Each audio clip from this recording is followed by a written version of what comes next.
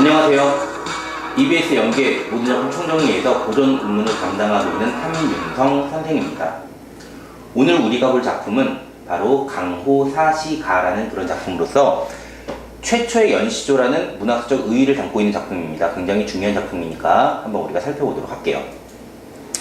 주제는 강호사시가라고 되어 있어요. 여기서 강호라는 얘기는 강과 호수라는 뜻으로 결국 자연을 뜻할 것이고요. 사시라는 얘기는 사계절을 뜻하겠죠. 그래서 봄, 여름, 가을, 겨울 사계절에서 즐기는 어떤 자연과 함께하는 곧 자연취나 풍류를 주제로 담고 있을 겁니다. 그래서 주제가 자연 속에서 누리는 사계절의 아름다움과 그리고 중요한 거 임금의 은혜라는 부분이 있거든요. 여기 밑줄 좀 쳐주세요. 임금의 은혜다. 그럼 이 사계절의 아름다움과 임금의 은혜가 어떤 식으로 연결되어 있는지 그런 거를 중심으로 좀 살펴보도록 할 텐데요.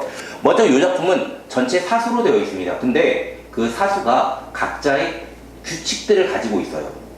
일정한 형식이 있다는 말씀인데요. 그 형식을 먼저 하나하나 살펴보도록 하겠습니다.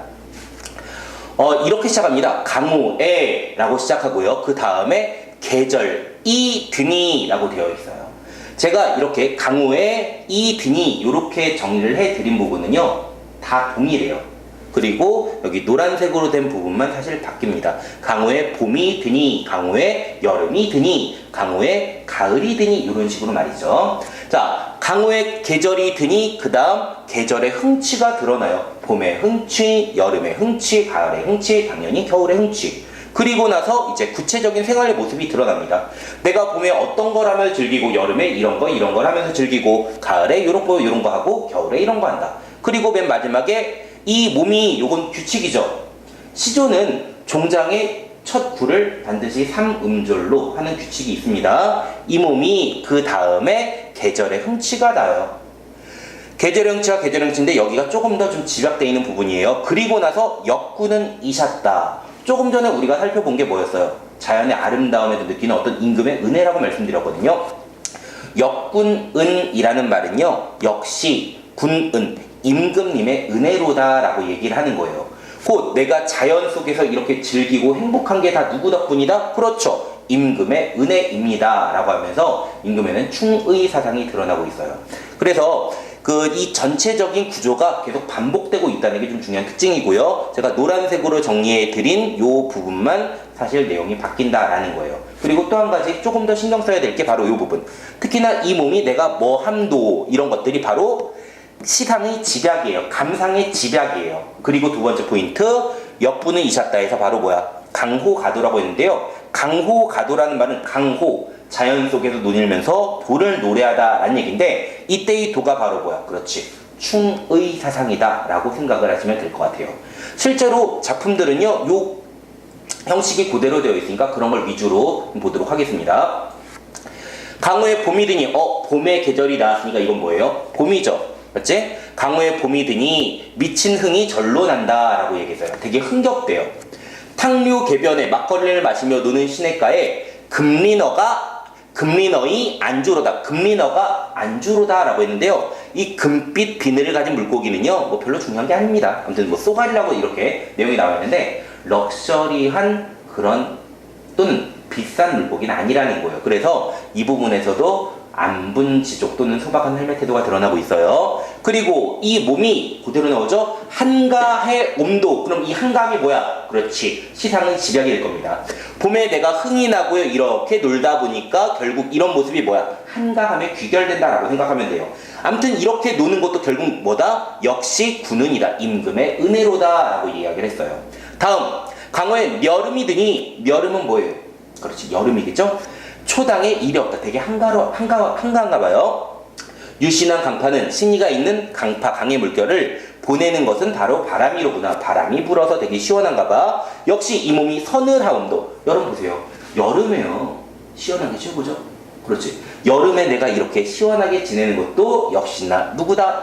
임금의 은혜로다 라고 이야기를 했습니다. 이번엔 가을 보도록 할게요. 강호의 가을이 드니 고기마다 살쪄 있다. 여기서 고기가 비만이다 이런 건 아닙니다. 고기마다 살쪄 있다는 얘기는 고기가 기름지다. 풍요로움이고요. 이렇게 좀 써줄까요? 자연을 여기 제가 풍요로움이라고 돼 있기 때문에 따로 정리는 안 했는데 자연을 풍요롭게 인식한다라고 하나만 적어주세요. 자연을 풍요롭게 인식합니다.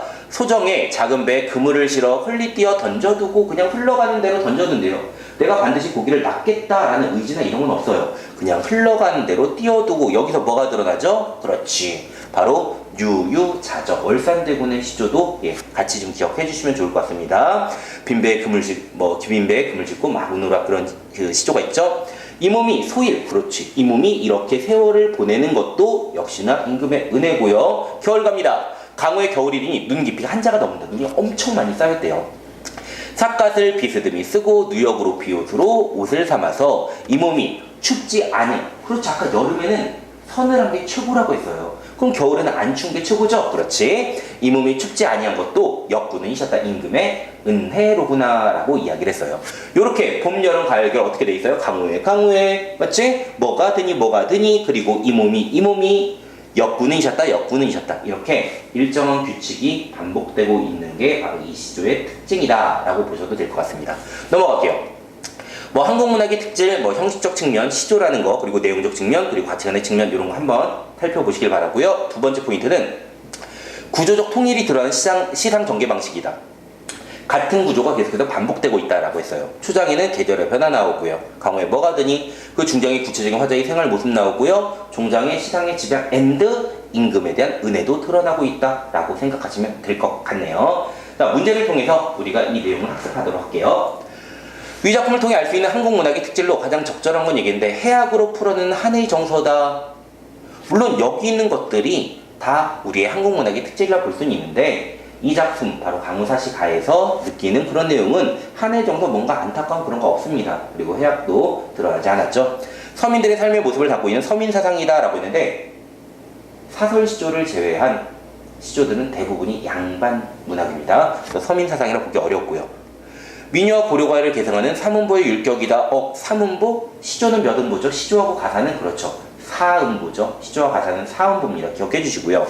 4번 일정한 형식에 얽매이지 않은 여유로운 형식이다 라고 이야기했는데요. 이것도 종장 그리고 또는 3장 6구 45자 내외라는 시조의 일반적인 특징을 그대로 드러내고 있죠. 다만 평시조와 달리 연시조로 되는 게 바로 이 작품의 특징이고요. 역시나 제가 처음에 말씀드렸다시피 최초의 연시조라는 문학적 의의도 좀 알아두시면 좋을 것 같아요.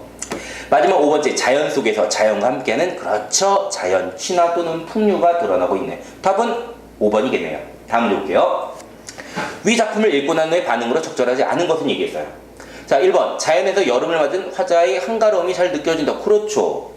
2번, 시냇가에서 물고기를 안주 삼아 사는 삶에 만족하고 있다. 안본지적 소박한 삶이다. 말씀드렸죠.